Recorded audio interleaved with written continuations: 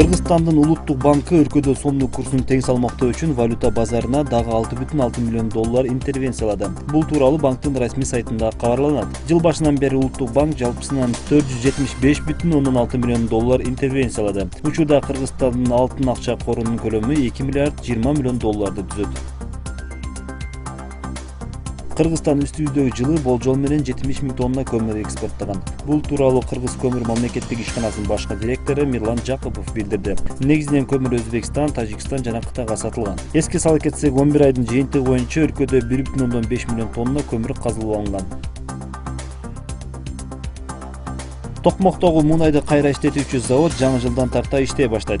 Бул тууралуу өкмөттүн маалымат кызматынан кабарлашты. Маалыматка ылайык вице-премьер-министри Валерий Дил заводдун жетекчилиги менен жолугуп, аны өз убагында ишке берүүнү тапшырды. Токмокто мунайды кайра иштетүүчү завод Кытай менен биргеликте курулууда. Ал жылына 500 миң тонна мунай өндүрүүгө ылайыкташкан.